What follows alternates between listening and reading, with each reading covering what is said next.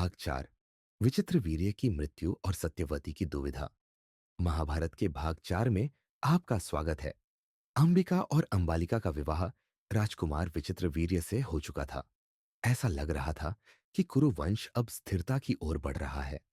हस्तिनापुर की प्रजा को आशा थी कि इन विवाहों से ऐसे उत्तराधिकारी जन्म लेंगे जो वंश को आगे बढ़ाएंगे। लेकिन भाग्य के पास कुछ और ही योजना थी। विचित्रवीर्य एक युवा और अनुभवहीन शासक थे। फिर भी उन्होंने पूरे विश्वास के साथ राज्य के कार्यभार को संभाला। दुर्भाग्यवश विवाह के कुछ समय बाद ही विचित्रवीर्य गंभीर बीमारी की चपेट में आ गए। राज्य के सबसे श्रेष्ठ चिकित्सकों के प्रयासों के बावजूद उनकी तबीयत बिगड़ती चली गई। बीमारी ने उन्हें कमजोर कर दिया और अंततः इस दुखद घटना में विचित्रवीर्य की मृत्यु हो गई। वह बिना संतान के ही इस संसार से चले गए। इस अनहोनी ने हस्तिनापुर को संकट में डाल दिया। सिंहासन का कोई उत्तराधिकारी नहीं था और कुरु वंश का भविष्य अधर में लटक गया। सत्यवती, जो अब रानी मां थी, शोक और चिंता से घिर गई। उन्होंने पहले ही अपने बड़े पुत्र चित्रांगद को खो दिया था और अब विचित्र वीर्य की मृत्यु ने उनकी सारी उम्मीदें तोड़ दी थी। वंश की रक्षा और भविष्य अब उनकी सबसे बड़ी चिंता बन गई थी।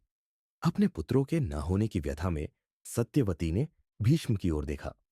उन्होंने भीष्म को उनके कर्तव्य की याद दिलाई और विनती की कि वह अपनी प्रतिज्ञा को तोड़कर कुरु वंश को आगे बढ़ाने के लिए संतान उत्पन्न करे।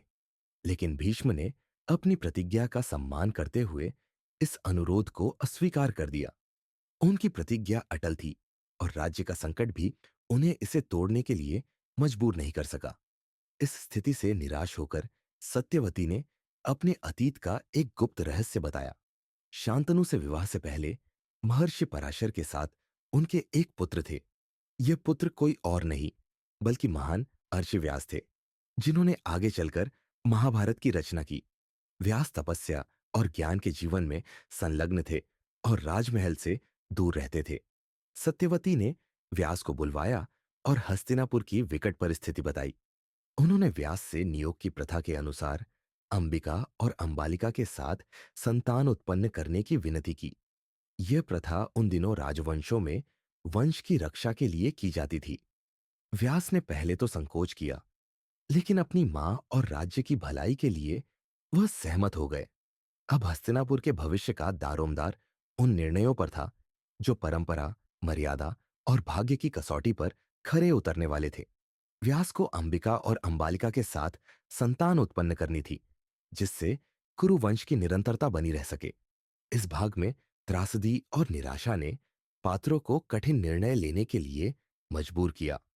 एक पूरे राज्य का भविष्य प्राचीन परंपराओं, प्रतिज्ञाओं और भाग्य के फेर पर निर्भर था।